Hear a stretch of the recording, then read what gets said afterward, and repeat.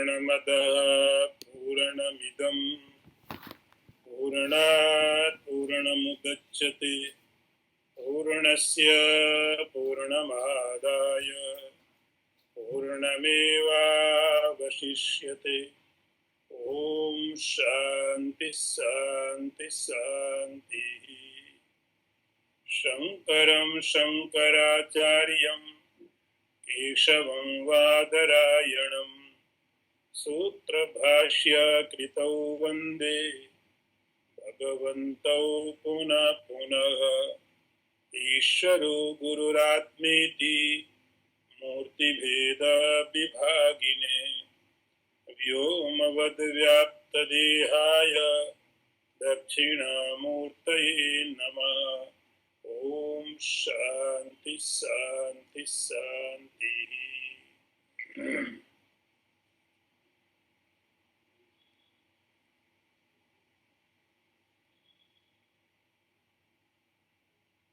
अत्र आत्मबुद्धिं त्यज मूढ़बुद्धे त्वङ्मां समेधोऽस्ति पुरीशरासौ सर्वात्मनि ब्रह्मणि निर्विकल्पे पुरुष शांतिं परमां भजस्व। अर्थ देखिए, ओ नासमझ, इस त्वचा मांस मेद अस्थि और मलादि के समूह में आत्मबुद्धि छोड़ और सर्वात्मा निर्विकल्पक ब्रह्म में ही आत्मभाव करके परम शांति का भोग करो। अर्थ एक बार फिर समझ लीजिए। ओ नासमझ, इस त्वचा मांस मेद अस्थि और मलादि के समूह में आत्मबुद्धि छोड़ सर्वात्मा निर्विकल्प ब्रह्म में ही आत्मभाव करके परम शांति का भोग करो।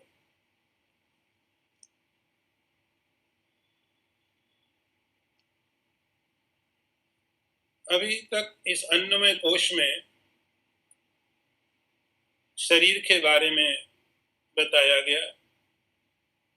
इस शरीर की वास्तविकता है क्या? हमने क्या समझा इससे कोई फर्क नहीं पड़ता है, लेकिन वास्तविकता उसकी क्या है,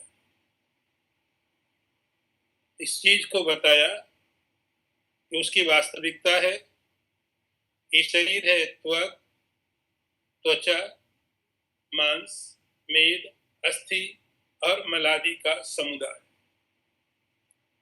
इसका निष्कर्ष निकला।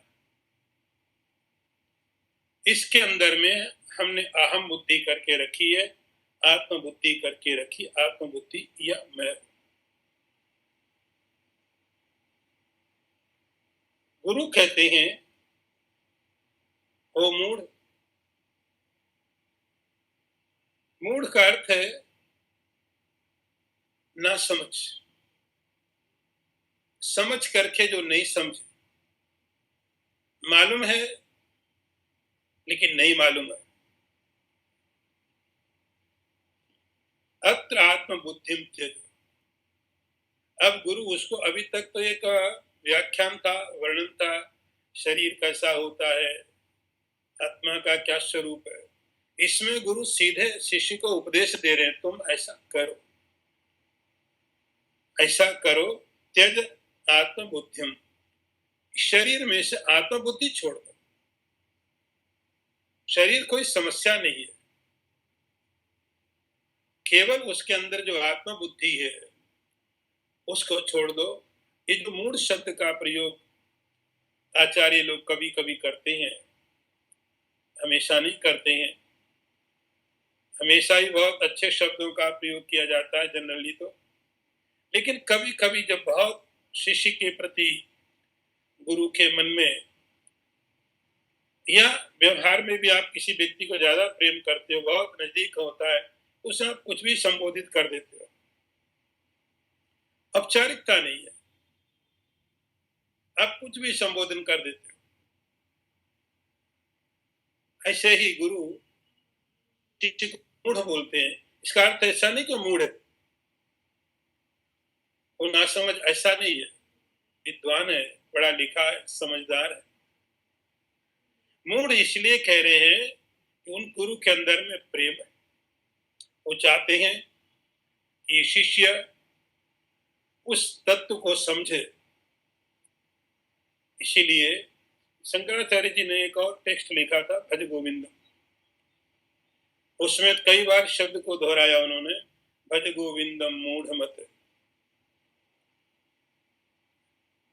तो जब आचार्य लोग ऐसा संबोधन करते हैं, इसका अर्थ है उस समय में शिष्य के प्रति उनके मन में बहुत ज्यादा प्रेम है, औपचारिकता ज्यादा नहीं बची है। तो ऐसे शब्दों का प्रयोग किया, ओ मूढ़ बुद्धे, ओ नासमझ। नासमझ इसलिए है कि तुम अहम कर कहां रहे हो। तुम्हारे अंदर अहम का भाव शरीर में आ रहा है, और शरीर की स्थिति क्या है, उस शरीर की स्थिति बता दी। शरीर ऐसा ऐसा सब ढेर है। इस ढेर के अंदर में आत्मबुद्धि करना कोई समझदारी थोड़ी, ये ना समझी है। इसीलिए त्यज आत्मबुद्धिम, इतनी आध्यात्मिक साधना है, इतनी ही आध्यात्मिक साधना है कि शरीर के अंदर में से आत्मबुद्धि को छोड़ो।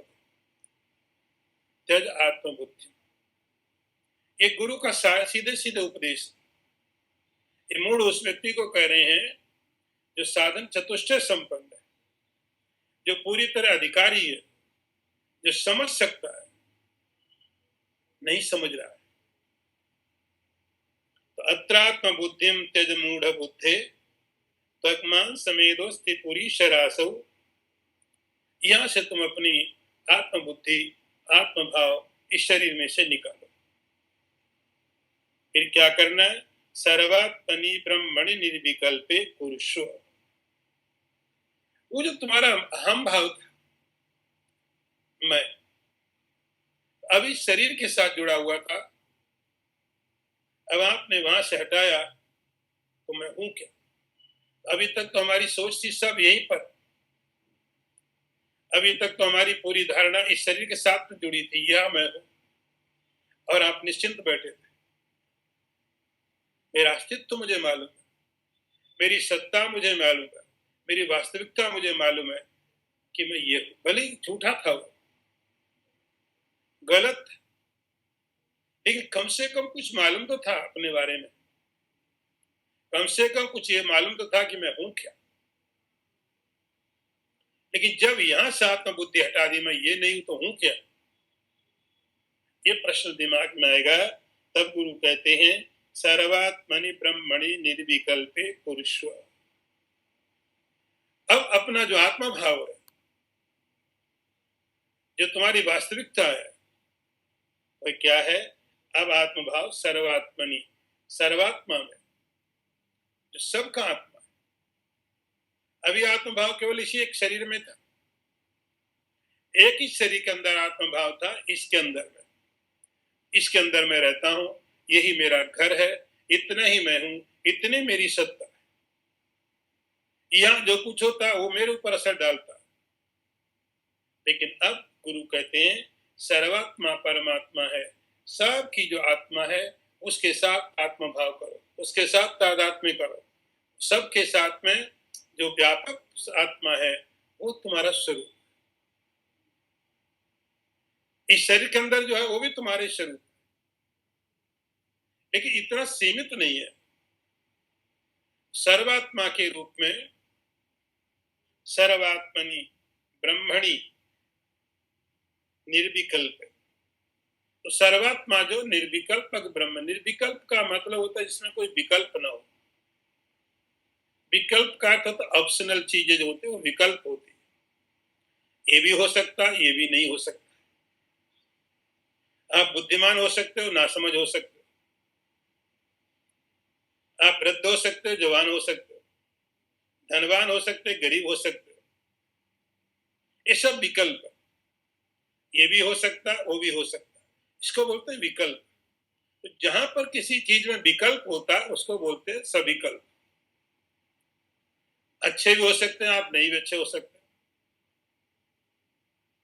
तो हर चीज में विकल्प हो सकता है। पूरे के पूरे संसार में सब जगह दुविधा, ये विकल्प खड़ा किया जा सकता है, ये भी हो सकता है, ये नहीं भी हो सकता। लेकिन एक चीज में विकल्प नहीं होता, आपको ये विकल्प नहीं होता मैं हूं कि नहीं हूं। हर चीज के साथ विकल्प है, लेकिन आपके होने में कोई विकल्प नहीं है। आप ऐसा नहीं सोच सकते मैं हूं, पता नहीं मैं हूं कि नहीं। निर्विकल्प, वहां कोई विकल्प नहीं, कोई ऑप्शन नहीं, आप हो। उसके लिए कोई विकल्प नहीं है कि मैं हूं कि नहीं हूं। मैं अच्छा हूं, गरीब हूं, बात अलग है। बुद्धिमान हूं, नासमझ, अमीर हूं, गरीब हूं, पापी हूं, पुण्यात्मा हूं, ये सब विकल्प है। ये जहां जहां विकल्प है, समझो आत्मा आपका स्वरूप नहीं है। जहां कहीं भी विकल्प है, वो सब आने वाली चीजें, जाने वाली चीजें। आप समझदार हो सकते हो, ना समझ हो सकते, अमीर हो सकते, गरीब हो सकते, अच्छे हो सकते, बुरे हो। तो अच्छाइयां बुराइयां सब आने जाने वाली। जहां पर कोई विकल्प हो सकता है, वो सब के सब विकल्प क्या होते हैं, जहां पर होते हैं, वो आपका स्वरूप नहीं है। आपका स्वरूप कैसा, निर्विकल्प। उसमें कोई विकल्प ही नहीं हो सकता मैं हूं कि नहीं हूं, मैं हूं कि नहीं। तो निर्विकल्पे ब्रह्मणि, निर्विकल्प जो ब्रह्म है, उस ब्रह्म के अंदर कुरुष्व करो, यह मैं। उस निर्विकल्प ब्रह्म के अंदर में ऐसा भाव करो कि मैं ब्रह्म हूं, आय मैं ब्रह्मन हूं, आय मैं आत्मा हूं, मैं परमात्मा हूं, मैं ब्रह्म हूं। ऐसा भाव, ये भाव कब होगा, जब यहां शरीर के अंदर से जो आत्मा भाव वो हटेगा। तो जब तक यहाँ पर शरीर के अंदर आत्मा भाव है, तब तक ब्रह्म होने का भाव आ नहीं सकता, क्योंकि दो दो जगह आप कैसे हो सकते हैं। शरीर भी हो सकते हो, ब्रह्म भी हो सकते हो, संभव नहीं है। दो जगह आप नहीं हो सकते हो। इसीलिए गुरु कहते हैं, ओ मूढ़ बुद्धि, ओ ना समझ, इस शरीर के अंदर में से आत्म भाव निकालो, और जैसे इस शरीर के अंदर से आत्म भाव होगा, तो वो निकलेगा, तो विचार आएगा मैं क्या हूं। तो अपने आप सर्वात्मनि, इस शरीर के अंदर रहने वाला केवल आत्मा मैं नहीं हूं, सब जगह रहने वाला जो निर्विकल्प परमात्मा है मैं हूं। ऐसा जो आपकी सत्ता है, उसमें आत्मभाव करो, मैं हूं। आपको शुरू में करना पड़ेगा। शरीर को आत्मा माना, इसके पीछे कोई लॉजिक नहीं है, कोई कारण नहीं है। आपने मान लिया, कोई कारण नहीं है, किसी ने बता दिया और आपने मान लिया। अब जब यहां से आत्मभाव निकलेगा, आपको पहले एक धारणा बनानी पड़ेगी, मैं ब्रह्म हूं, कोई अनुभूति नहीं। लेकिन आपको धीरे धीरे धीरे धीरे धीरे धीरे ब्रह्मणि निर्विकल्पे पुरुष्व, उस निर्विकल्प ब्रह्म के अंदर में आत्मभाव लाओ, मैं ये हूं। परमाम भजस्व, और उसका परिणाम शरीर के साथ आत्मभाव करके जो चीजें मिली थी, उससे ठीक विपरीत होगा। शरीर के साथ जो आत्मभाव करके दुख दरिद्र मिले थे, उससे विपरीत क्या होगा, परमाम भजस्व, परम शांति की प्राप्ति होगी, एब्सोल्यूट शांति की प्राप्ति होगी। इसलिए इसको छोड़ो। अगला मंत्र देखिए, देहेन्द्रियागा वसति प्रमोदिताम, विद्वान हंताम न जहाति यावत्, तावन न तस्यास्ति विमुक्ति वार्ता अपि, अस्त्येष वेदांत नयांत दर्शी। अर्थ देखिए, जब तक विद्वान असत देह इंद्रिय आदि में भ्रम से उत्पन्न हुई अहंता को नहीं त्यागता, तब तक वह वेदांत सिद्धांतों का पारदर्शी क्यों ना हो, उसके मोक्ष की कोई बात ही नहीं है। अर्थ फिर समझिए,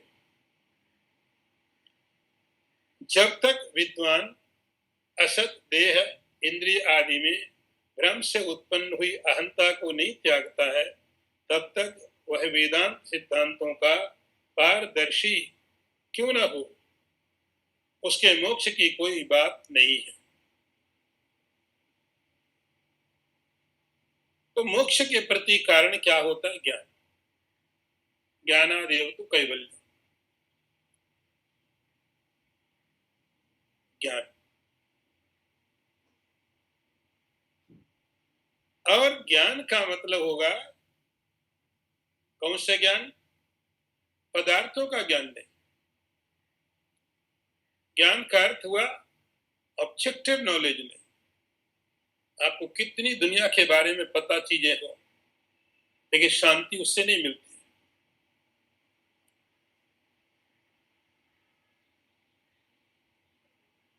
भ्रमोदिताम देहा इंद्रियादौ असति। अब कोई व्यक्ति इतना है कि उसको लगा वेदांत का ज्ञान प्राप्त करने से मोक्ष की प्राप्ति हो जाएगी, उसके प्रति ब्रह्म ज्ञान कारण है। ब्रह्म विद्या से मोक्ष की प्राप्ति होती है, ये सिद्धांत नियम है। ब्रह्म विद्या मोक्ष के प्रति कारण है। किसी व्यक्ति ने आप बोला चलो ब्रह्म विद्या पढ़ते हैं, बहुत विद्वान है, बहुत इंटेलिजेंट है, समझदार है, और उसने स्टडी शुरू कर दी, वेदांत को पढ़ लिया, सारे ग्रंथ पढ़ लिए, और आखिरी तक के ग्रंथ पढ़ लिए, सब पढ़ डाला। धीरे धीरे इतना बड़ा विद्वान हो गया कि दूसरों को पढ़ाने भी लग गया। ये विद्वान उसकी बात कर रहे हैं। विद्वान अहंताम न जाते। ये विद्वान कैसा है? समस्त शास्त्र वेदांत के बड़े बड़े ग्रंथ, उपनिषद, वेदांत सब उसको मालूम है, सबके रहस्य जानता है, सबका व्याख्यान करता है, किताबें लिखता है। विद्वान इसलिए, लेकिन ये जो विद्वता है उसकी, ये विद्वता आत्मज्ञान, ये जो आत्मज्ञान, आत्मा का ज्ञान तो है ये, लेकिन ये उसका जो विद्वान होना, ये तब तक काम नहीं आता है जब तक कि अहंताम न जहाती यावत। जब तक वह व्यक्ति अपने ज्ञान को अप्लाई करके शरीर और इंद्रियों में जो अहंता, अहम भाव, उसको नहीं निकाल देता। तो जब तक शरीर के अंदर में, इंद्रियों के अंदर में अहम भाव है, मैं, जब तक ये नहीं निकाल देता है तब तक। और यह अहम भाव कैसे? ब्रह्मोदिता, ब्रह्म, ब्रह्म से उत्पन्न हुआ।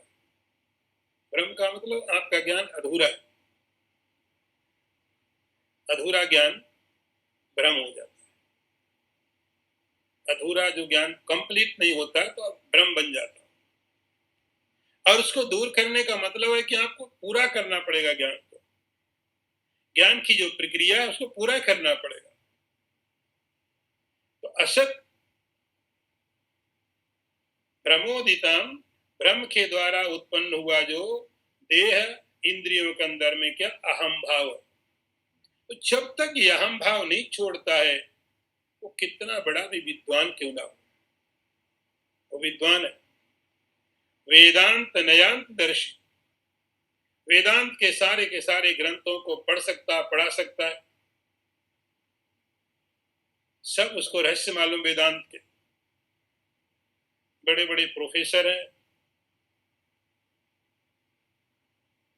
यूनिवर्सिटीज में, कॉलेज में, पूरी तरह से उनको सब याद है बाई हार्ट। गीता, उपनिषद, ब्रह्मसूत्र। लेकिन वो विद्वान, विद्वान है। शंकराचार्य जी बोलते हैं यदि उस विद्वान ने अहंताम न जाती, जब तक शरीर और इंद्रियों के अंदर से अपने अहम भाव को नहीं निकाल दिया, वो विद्वान का ज्ञान काम नहीं आया। वो विद्वान का ज्ञान भार बन जाता है। तो जो पदार्थ, जो चीज जिसलिए हो और उसका उपयोग उसमें न हो, तो वो कष्टदायी हो जाता है। पदार्थ का उपयोग उसके लिए होना चाहिए। आपने गाड़ी खरीद ली और आप चलाओ नहीं उसको, उपयोग ही नहीं करो। खड़ी है, गाड़ी खड़ी है, बरसों तक खड़ी है, वो आपके लिए कष्टदायक हो जाए। तो जो पदार्थ जिस चीज के लिए उपयोगी है, उस पदार्थ का उसमें उपयोग करना ही बुद्धिमानी है। पदार्थ का होना जरूरी नहीं है, उसका उपयोग जरूरी है। तो ज्ञान मिल गया, ऐसा ज्ञान क्या हो जाता है, भार बन जाता है। भार, एक तरह का व्यसन हो जाता है, एडिक्शन हो जाता है कि इंफॉर्मेशन कलेक्ट करना। तो जब तक यदि ये ज्ञान जो पुस्तकों से इकट्ठा किया गया है, जो कहीं कहीं से इकट्ठा किया गया है, ये ज्ञान उसके काम नहीं आया। उसका काम क्या है कि भ्रम का नाश करना। तो जब तक विद्वान नाहंतम जहाती, जब तक ये विद्वान इसने सारे शास्त्र पढ़ लिए, और ये कोई थोड़ा पढ़ के ये ज्ञान प्राप्त कर ले, थोड़ा समझ करके गुरु से दो चार वाक्य सुन करके काम कर ले, बात खत्म हो गई। मतलब इतना है कि शरीर के अंदर में, इंद्रियों के अंदर में जो असत भाव है, आत्म भाव है, उसका परित्याग। तो इतने सारे शास्त्रों को पढ़ने के बाद में, इतने सारे शास्त्रों को पढ़ने के बाद, बड़ा भारी विद्वान होने के बाद में भी यदि वो ज्ञान उसके काम नहीं आया, तो भार हो जाता, बर्डन हो जाता। और दूसरा कोई साधक जिसने बहुत कम सुना, बहुत कम सुना, लेकिन उसने जीवन में लगा, अप्लाई कर लिया, उसके जीवन में बात समझ में आ गई, तो उसके दो वाक्य काफी, उसके दो वाक्य उसके जीवन के लिए पर्याप्त, उसके पूरी साधना के लिए बहुत। और इसका सारा का सारा पुस्तकों का जो ज्ञान है, वो पुस्तकों का ज्ञान होने के बाद में भी यदि इसको ठीक नहीं किया, तावन न तस्यास्ति विमुक्ति वार्ता, शंकराचार्य कहते उसकी विमुक्ति की बात भी नहीं कर सकते। उसके मोक्ष प्राप्ति की तो बात ही छोड़ दो, आप सोच भी नहीं सकते। ऐसा है कि सोच भी नहीं सकते।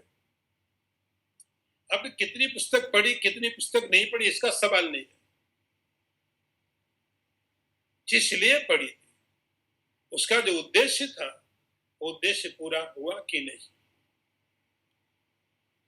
इस मतलब से जो पुस्तक में लिखा था वो आपने अप्लाई किया कि नहीं। पुस्तक पढ़ने का ज्यादा मूल्य नहीं है, पुस्तक में जो लिखा था, पुस्तक का जो ज्ञान था, वो आपको काम आ रहा कि नहीं आ रहा, उसका उद्देश्य पूरा हो रहा कि नहीं हो रहा। तावन न तस्यास्ति विमुक्ति वार्ता, शंकराचार्य कहते हैं तब तक उसके मुक्ति की बात भी नहीं हो सकती है। वो मुक्ति के बारे में सोच भी नहीं सकता है।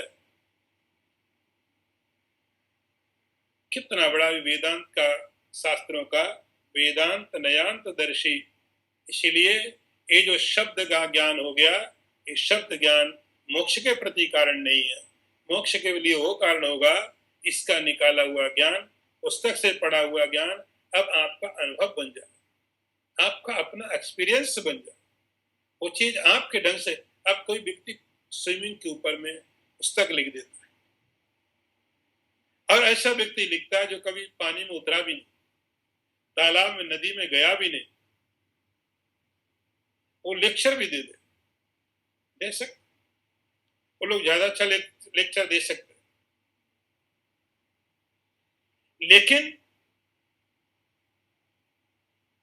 उसको बोले तुम्हें तैर के बताओ, तैरना नहीं आएगा। तो वेदांत के नए का, वेदांत के शास्त्रों का, वेदांत के सिद्धांत का पूरा ज्ञान पुस्तकों का पढ़ा हुआ, तो जब तक पुस्तक शास्त्र ने बोला वो आपका ज्ञान नहीं हुआ, तब तक ये ज्ञान मोक्ष के प्रति कारण नहीं है। हो सकता है जीविका के प्रति कारण हो, जो लोग अपनी जीविका के लिए वेदांत को उपयोग में ले सकते हैं, या एक प्रकार का ज्ञान इकट्ठा करने की जो आदत है, ये भी पढ़ लो, उसके लिए अच्छा है। अच्छी चीज है, लेकिन उसका जो मतलब है वो पूरा नहीं हो सकता। इसलिए शंकराचार्य जी बोलते हैं उसके मोक्ष के बारे में बात भी नहीं कर सकते। मोक्ष की कोई संभावना नहीं, कोई संभावना उसके मोक्ष की नहीं। क्या कोई क्लेम करे इतने किताबें हमने पढ़ी, हमने वेदांत पढ़ लिया, फिर हम क्यों दुखी है? हम क्यों दुखी? आपने पहले पढ़ा ना, हम लोग बार बात कर रहे थे भूमा विद्या में, नारद जी को सब मालूम था, नारद जी को सब मालूम था, लेकिन उसका कोई परिणाम नहीं निकलता था। उसी बात को शंकराचार्य जी ने थोड़े शब्दों में लिख दिया। उसकी मोक्ष की बात करना, विमुक्ति वार्ता अपि, उसके मोक्ष की वार्ता करना भी बेकार है, संभव नहीं है। अगला शरीर अगला मंत्र देखिए। छाया शरीरे प्रतिबिंब गात्रे यत् स्वप्न देहे यदि कल्पितांगे यथात्म बुद्धिस्तव नास्ति काचित जीवत शरीरे तथैव मास्तु। अर्थ देखिए इसका। छाया, प्रतिबिंब, स्वप्न, मन में कल्पित हुए शरीरों में जिस प्रकार तुम्हारी कभी आत्मबुद्धि नहीं होती है, उसी प्रकार जीवित शरीर में भी कभी नहीं होनी चाहिए। अर्थ फिर समझिए। छाया शरीरे, छाया में, प्रतिबिंब में, स्वप्न में और मन में कल्पित किए हुए शरीरों में जिस प्रकार तुम्हारी आत्मबुद्धि नहीं होती है, उसी प्रकार जीवित शरीर में भी कभी नहीं होनी चाहिए। गुरु थोड़ी और मदद कर रहे हैं इस प्रक्रिया में, गुरु थोड़ी और मदद कर रहे हैं और थोड़ी सहायता कर रहे हैं शिष्य की। इस चीज का तो बड़ा कठिन काम है। आप कहते शरीर के अंदर से आम भाव निकाल दो, कैसे, किस प्रकार? ऐसा लगता है ये संभव नहीं है। तो गुरु उस शिष्य की थोड़ी सहायता कर रहे हैं, थोड़ी मदद कर रहे हैं, है संभव। तो गुरु उनको और थोड़ा सा मनन करने के लिए कुछ दृष्टांत दे रहे हैं, बहुत प्रैक्टिकल है। पहला दिया छाया शरीर, छाया, प्रतिबिंब। आप रोड में जा रहे हो और आपकी छाया पड़ रही है, छाया रोड में पड़ रही है। आप रोड के किनारे किनारे जाते हैं, रोड में छाया पड़ रही है, उस ऊपर से बहुत सी गाड़ियां निकल रही, सब लोग जा रहे हैं, आपको उसका क्या इफेक्ट हो रहा है? आप कहते मेरी छाया है, ये मेरी जैसी है, लेकिन मैं नहीं, और उस छाया में आपका कोई अटैचमेंट भी नहीं है। छाया पड़ी, उसके साथ क्या हो रहा है आपको कहां चिंता है उसकी? कुछ भी होता रहे, आपको ये मालूम है ये जो छाया मेरी तो है, लेकिन मैं नहीं, मैं नहीं, मेरे जैसे दिखती है, मेरे शरीर के जैसी दिखती है, लेकिन मैं नहीं। इतना मालूम होने के बाद अब वो छाया में आपकी कोई आसक्ति नहीं है, उसका कोई प्रभाव आपके जीवन में नहीं पड़ता है। तो पहला कि आपका वहां पर अहम भाव नहीं होता, मेरी छाया है इतना भाव तो होगा, लेकिन मैं छाया यह भाव नहीं होता। नहीं होने से आपके अंदर कोई अटैचमेंट नहीं है, कोई आसक्ति नहीं है। आप उसके लिए कोई झगड़ा नहीं करते, तुमने मेरी छाया पर पांव क्यों रख दिया, मेरी छाया के ऊपर पांव क्यों रखा? छाया, प्रतिबिंब गात्र। अब शीशा देखते, शीशे के अंदर में आपका प्रतिबिंब, शीशे के अंदर में जो प्रतिबिंब आप देख रहे हो, आपको कोई उसमें आसक्ति नहीं है, आपको आसक्ति, उसके अंदर कोई अटैचमेंट नहीं है। तो शीशे के अंदर में जब आप प्रतिबिंब देखा करते हो, वहां पर कुछ यदि लगा हुआ है तो आप उसका ट्रीटमेंट नहीं करते। वहां पर कोई दाग लगा तो आप वहां धोने की कोशिश नहीं करते। तो शीशे के अंदर में जो आपको दिखाई पड़ता है प्रतिबिंब, आपका, आपके शरीर का जो प्रतिबिंब है, वो आपकी आसक्ति का कारण नहीं होता। आपका कोई उसमें अहम भाव नहीं है, लेकिन आप उसके साथ केवल इतना समझते हो, ये इंडिकेट करता है आपका जो स्वरूप उसकी तरफ। आपका जो, अब आपको शीशा नहीं दिखता, प्रतिबिंब दिखता है। शीशा की सत्ता है, प्रतिबिंब है नहीं, प्रतिबिंब नहीं है, उसकी कोई सत्ता नहीं है, शीशे की सत्ता है। लेकिन आपको शीशा नहीं दिख रहा है, प्रतिबिंब दिखता है। अब उस प्रतिबिंब के अंदर में भी आप बिल्कुल आसक्त नहीं है, आपको कोई फर्क नहीं पड़ता है। हाँ, आप उस प्रतिबिंब के अंदर जो भी देखा करते हो, उसको समझते हो अपने ओरिजिनल फेस के ऊपर। ये जो चीज दिख रही है, ये जो दाग दिख रहा है, छाया में नहीं है, मेरे से फेस पर। यदि मैं उसको यहाँ ठीक करूंगा तो वहां अपने आप ठीक हो जाएगा। यदि मैं इसको यहाँ संभालूंगा तो वहां अपने आप संभल जाएगा। ये जो समझ, तो आपका प्रतिबिंब वहां दिखता है, आप कहाँ सक्त होते? आप देखा करते हो प्रतिबिंब को, बार बार देखा करते हो प्रतिबिंब को, आपका प्रतिबिंब आपको अच्छा लगता है, लेकिन आप ये भी पता है, ये पता रहता है ये सत्य नहीं है, ये रियल नहीं है। रियल तो शीशे के इस तरफ, वो जो दिख रहा है शीशे के अंदर में है नहीं वो, लेकिन दिखता, उसको आप कभी ध्यान नहीं देते। प्रतिबिंब यह स्वप्न देह। और तीसरा दृष्टांत दिया स्वप्न देह। जब आप रात को नींद में स्वप्न देखा करते, तो रात में जो स्वप्न देख रहे और आप कहीं पहाड़ों में चढ़ रहे, रात में आपने स्वप्न देखा कि मैं कहीं पहाड़ों में चढ़ रहा हूँ, नदी में तैर रहा हूँ, बगीचे में घूम रहा हूँ, प्लेन में ट्रेवल कर रहा हूँ। वो जो शरीर प्लेन के अंदर जा रहा है, पहाड़ में चढ़ रहा है, नदी में तैर रहा है, वो ये वाला शरीर नहीं है। वो तो यहाँ बिस्तर में पड़ा हुआ। आप देख रहे हैं कि मैं ट्रेन में जा रहा हूँ, मैं प्लेन में जा रहा हूँ, आप बैठे हैं, भोजन कर रहे हैं, डर रहे हैं, आनंदित हो रहे हैं, कुछ भी कर रहे हैं, तो वो जो शरीर है आपका स्वप्न में, वो ये वाला तो नहीं, ये तो बिस्तर में पड़ा हुआ। तो स्वप्न का जो शरीर है वो भी तो आपका शरीर है,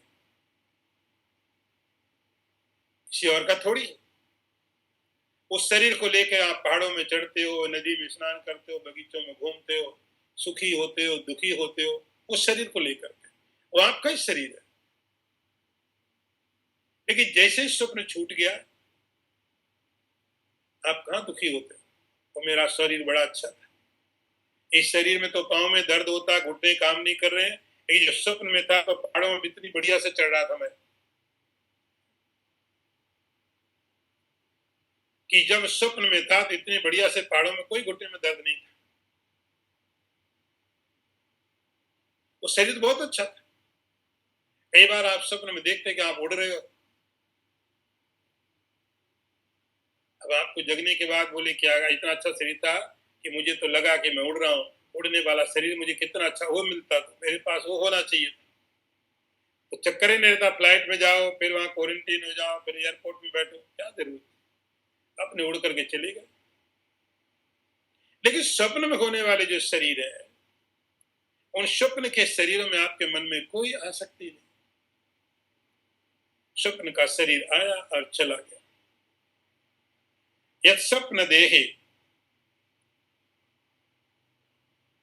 आपका ही शरीर था, लेकिन जैसे ही स्वप्न और आप एक रात में कितने शरीर ले लेते हो, एक ही शरीर स्वप्न में नहीं होता, हर स्वप्न के लिए एक अलग शरीर आप ले लेते हो। रात में हजारों हजारों आप स्वप्न देखते हो, हजारों शरीर ले लेते हो, हजारों शरीर छोड़ देते हो, आपको कभी उसके प्रति आसक्ति नहीं होती, कभी आम भाव नहीं होता मेरा शरीर इतना अच्छा था। तो इस उस शरीर के साथ हुआ। चौथा दृष्टांत दिया, हृदय कल्पितांग। आप कल्पनाएं करते हो, कल्पनाएं करते हो आंखें खोल करके भी, या आंखें बंद करके आप ध्यान मेडिटेशन कर रहे हो, आप भगवान की पूजा कर रहे हो। तो जो भगवान आपकी पूजा में आपके मन में अंदर आए हुए हैं, तो पूजा करने वाले यहाँ थोड़ी जाएंगे वहां नमस्कार करने के लिए। तो जब आप मन के द्वारा अपने हृदय में परमात्मा की मूर्ति को जब आप बनाओगे और वहां जो पूजा करोगे परमात्मा की, ये शरीर थोड़ी जाएगा वहां, वहां के लिए अलग शरीर होगा, अलग होगा। या आप प्रार्थना मन के अंदर में भगवान की मूर्ति बना के पूजा कर रहे हो, आरती कर रहे हो,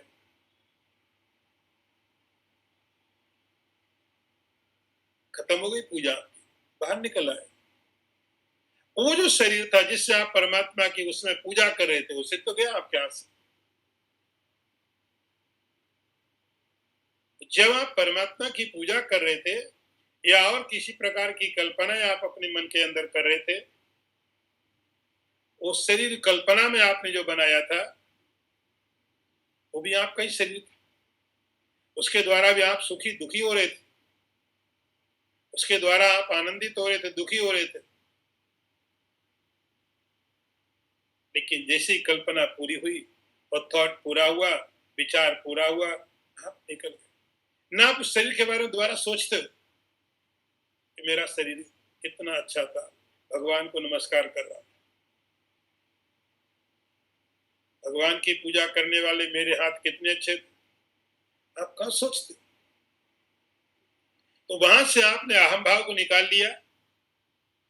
छाया शरीरे प्रतिबिंब गात्रे यत् स्वप्न देहे हृदय कल्पितांग यथात्म बुद्धि स्तव नास्ति। जैसे वहां पर आपको दोबारा आत्मबुद्धि नहीं होती, यह मेरा देह है। आप उसके लिए कोई जिद नहीं करते, कोई दुराग्रह नहीं करते कि मेरा देह है। जब तक था आप उसके साथ, लेकिन जैसे ही वहां से हट गया, आपको कभी उसके अंदर कोई विचार नहीं आया। कल्पितांगे यथात्म बुद्धि स्तवनास्ति काचित, कभी भी। तो जब इन चार चार जगह आप अपने शरीर में से आत्मभाव निकाल सकते, सब जगह आत्मभाव हो सकता था, लेकिन आपने उस आत्मभाव को सब जगह से निकाल लिया। तो जब आप चार शरीरों में से आत्मभाव निकाल सकते हो, स्वप्न के शरीर में से, कल्पना के शरीर में से, अपनी छाया में से, शीशे के अंदर पड़ने वाले प्रतिबिंब में से, वहां से आत्मभाव निकाल सकते हो। तो जीवत शरीरे तथैव मास्तु। आप थोड़ा विचार करके देखो, ये जो जीवत शरीर है, फर्क कितना है। ये जागृत अवस्था है, वो स्वप्न अवस्था थी। अवस्था बदली, बाकी तो सब वही चीज है। तो जब स्वप्न के शरीर में से आप आत्मभाव निकाल सकते हो, तो इसके अंदर में से भी जीवत शरीरे च तथैव मास्तु, ये जो शरीर है जिसके साथ आपको लगता है मैं जी रहा हूं, मेरी सत्ता है, मेरा अस्तित्व इसके कारण है, गुरु कहते नहीं, इसमें से भी तुम आत्मभाव निकालो। इससे भी आप बेविचार करके आत्मभाव को शरीर के अंदर में से निकालो, वहां भी आत्मभाव खत्म हो जाएगा। अगला मंत्र देखिए, देहात्म धीरे व निर्णाम सिद्ध्यम जन्मादि दुख प्रभवस्य बीजम यतस्ततस्त्वं जहिमा जहितां प्रयत्नात् त्यक्ते तु चित्ते न पुनर्भवासा। अर्थ देखिए, क्योंकि देहात्म बुद्धि ही असत बुद्धि मनुष्यों के जन्मादि दुखों की उत्पत्ति का कारण है, अतः उसे तुम प्रयत्न पूर्वक छोड़ दो। उस बुद्धि के छूट जाने पर फिर पुनर्जन्म की कोई आशंका नहीं रहेगी। अर्थ फिर समझिए, क्योंकि देहात्म बुद्धि ही असत बुद्धि मनुष्यों के जन्मादि दुखों की उत्पत्ति का कारण है, अतः उसे तुम प्रयत्न पूर्वक छोड़ दो। उस बुद्धि के छूट जाने पर फिर पुनर्जन्म की कोई आशंका नहीं रहेगी। अब इस प्रकरण को गुरु पूरा करते हुए इसका समापन करने की तरफ है। इसीलिए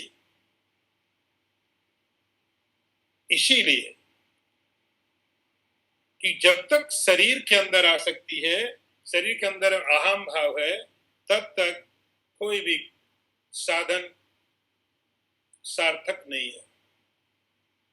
हर साधन का एक ही उद्देश्य है, हर साधन एक ही तरफ लेके जाएगा कि शरीर के अंदर में से अहम भाव निकल जाए। क्योंकि देहात्म धीरे व निर्णाम सिद्ध्याम, इस शरीर के अंदर में जो आत्म बुद्धि है, सबका निष्कर्ष कहने का गुरु कहते हैं मतलब ये है कि शरीर के अंदर जो आत्म बुद्धि है, इस असत बुद्धि के कारण ही इस शरीर के साथ आत्म बुद्धि में इसका परिणाम क्या होगा? जन्मादि दुखम प्रभवस बीज। ये बीज, ये रूट कॉज है। जन्मादि दुखम, जन्म का, मृत्यु का, जरा का, सारे के सब दुख यहां से शुरू होते हैं। कि जब आपने यह मान लिया, एक आपने अग्रीमेंट कर दिया कि मैं शरीर हूं, फिर आप कितनी भी कोशिश करो इसको बचाने की। हमसे पहले भी बहुत बड़े बड़े मेडिकल साइंस के जानकार आए, उन्होंने सब कुछ करने की कोशिश की शरीर को बचाने के लिए, कोई मतलब नहीं। मंत्रों के द्वारा, तंत्रों के द्वारा, अनेक प्रकार की विधियों का उपयोग करके राक्षसों ने तपस्या कर करके भी सब एक ही तरफ कोशिश थी कि किसी तरह इसको बचा लो। इसका स्वभाव बचने का है नहीं,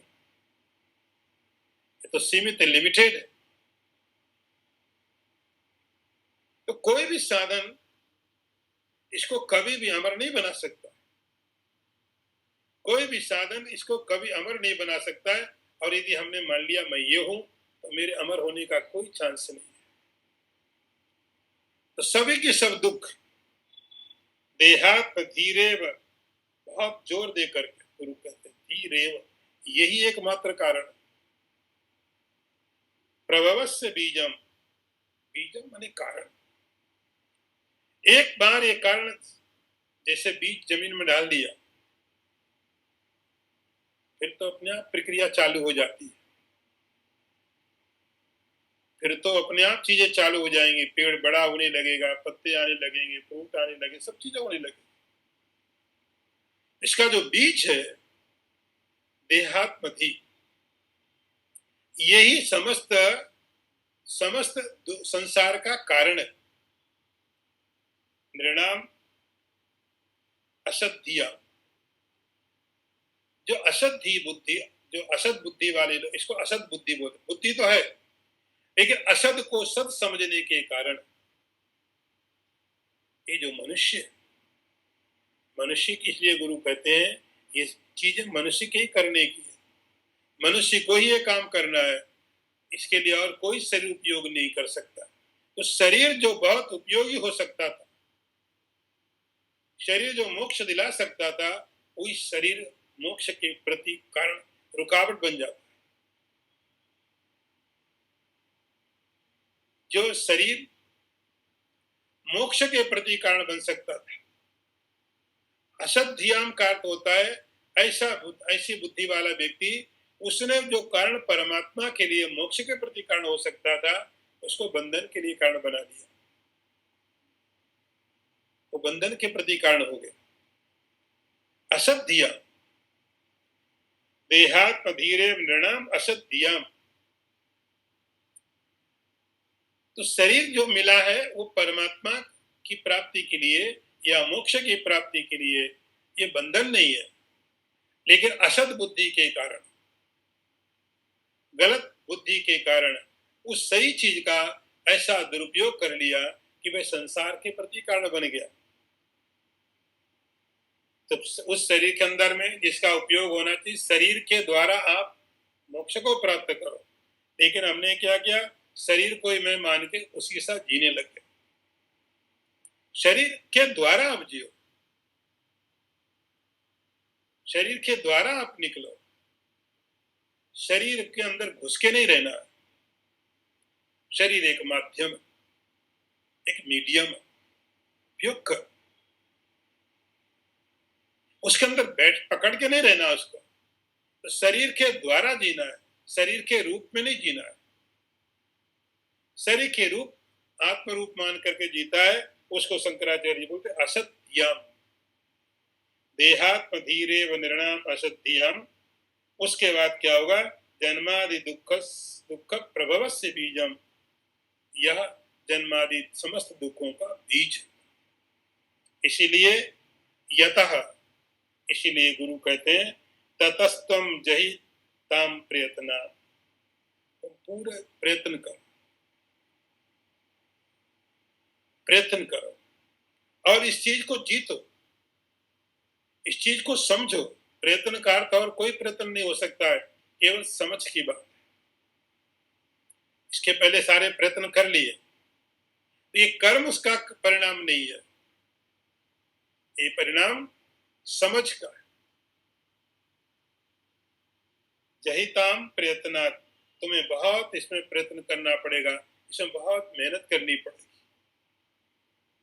लेकिन ये सारा प्रयत्न तुम्हें करना ही पड़ेगा।